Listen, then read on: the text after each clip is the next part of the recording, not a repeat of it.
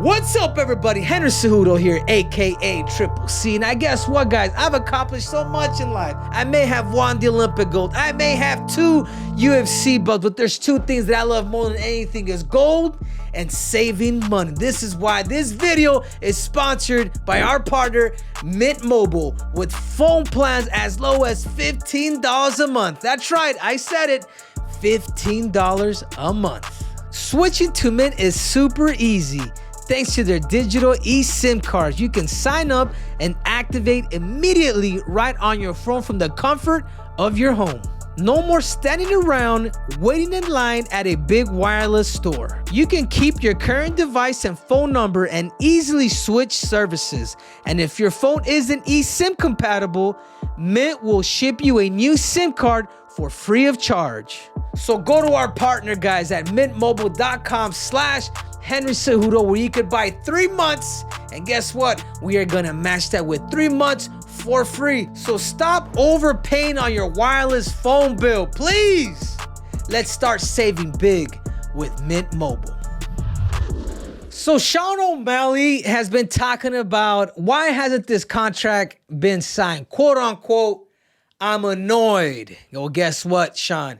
Me and you both are annoyed because it's not on my side. I could tell you that much, by the name of Aljamain Sterling. And guess what, guys? For the last 6 months, what do you think I've been doing? I've been preparing. I'm no longer training a lot of these legends, Dennis Figueiredo, John Jones. I train with Demetrius Johnson, but it's typically for me. I stopped the coaching. I stopped the teaching. I stopped the mentoring. And whatever it is that I could do, I try to do, but I do it very, very limited. That being said, what I'm trying to say is the ball is not on my court now. There's 2 things that you guys need to understand with the UFC in negotiation. There's 3 people that play parts. The contender, the champion, and the UFC. Right now, what really, the last person that really plays a role is pretty much the contender. Unless you're a big name, unless you're a cash cow like Conor McGregor. Yeah, even though I've accomplished more than this guy is still the cash cow. So when it comes to the only person that could really play the role as a contender, and it happens to just be a Conor McGregor, the only one in UFC history. But that being said, it's the UFC and the champion. When they're able to come into terms, they bring in the third party, which is the contender, and now the fight has to happen. But the champion does have 1 year to sit out in order for him to fight or decide whether he does want to fight, or before the UFC could actually strip him. That being said, they could start an interim title. Guys, I'm here. For the last 6 months, dude, I've been training like you wouldn't believe. I've been having guys from Cincinnati, from California. I've been having the right engineers to create this perfect storm. If you guys could tell, I'm slim. It's Monday. What is it, the 26th?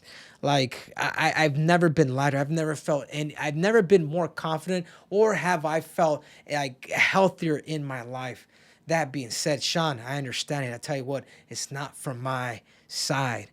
It's all about this guy, the champion, the current champion right now. The chump is what I call Aljamain Sterling, going out to Jamaica for a month, out there, I don't know, chasing girls, getting fat, sipping on that Hennessy.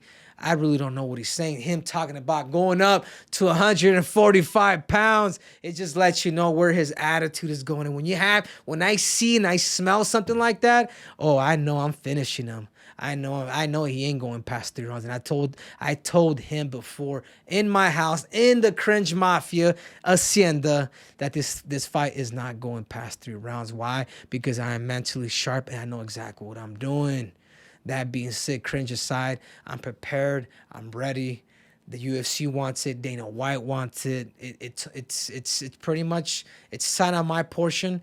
We're just waiting for Aljamain Sterling, and we're waiting for the UFC to really pop off the date, and for me to be crowned and you. And Sean O'Malley, stay hot. Stay hot, man. You just wait for Daddy to come back, and you're next. And that's all I have to say, everybody. So then you've not been formally offered any date yet.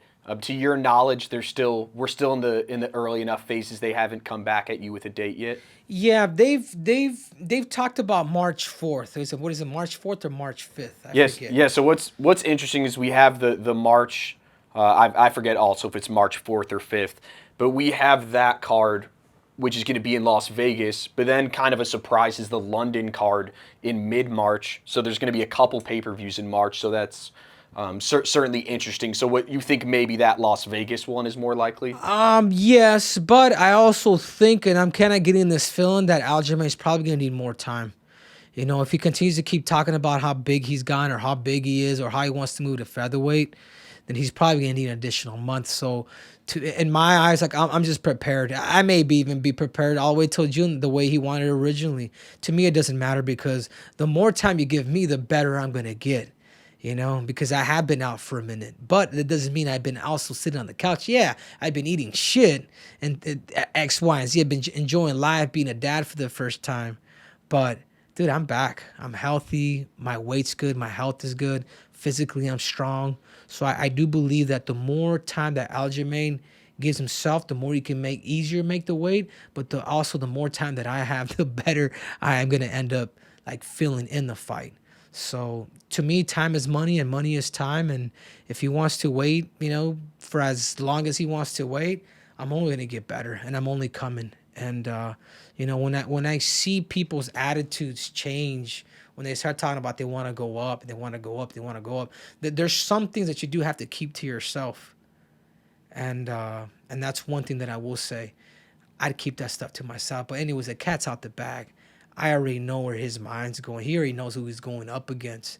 I'm working on my defense already. I'm working on a lot of these transitions that he's good at because at the same time, I do respect the Aljamain Sterling. I do have to respect his talent. So I want you guys to also think that there's not a calculated killer up here. Yeah, I'm a killer, but I'm also very, very calculated. I know where to take the fight, and I know his strengths, and I also know his weaknesses too, and his tendencies that he still does since the first time he fought in the UFC, the same way he got knocked out by Marlon Moraes. Anyhow, guys, what I'm trying to say with this video, Sean, just sit there patiently, just wait for daddy to come home, and soon, man, you will get a crack at the real champ, and his name is Triple C.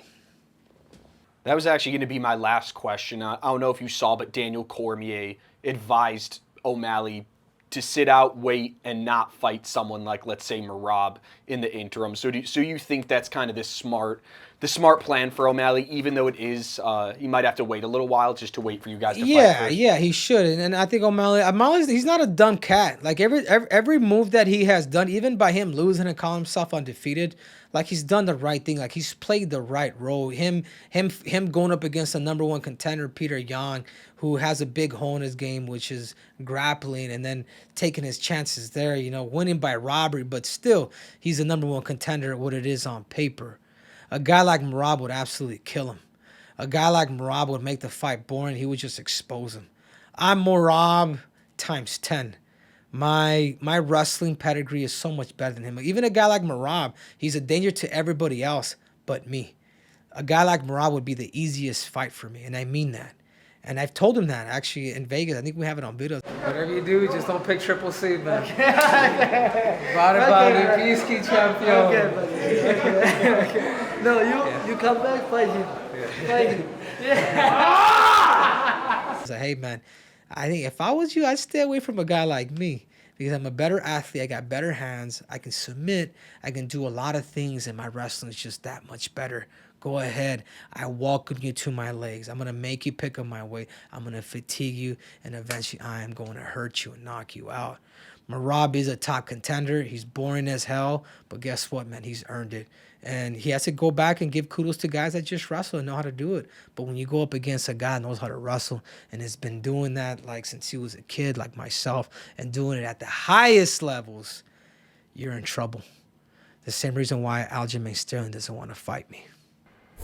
So thank you guys again for watching. It means a lot to me. So you guys remember, there's more breakdown, there's more technique, there's more tactics, and there's definitely more cringe. So make sure to subscribe and click on that button. I'm out!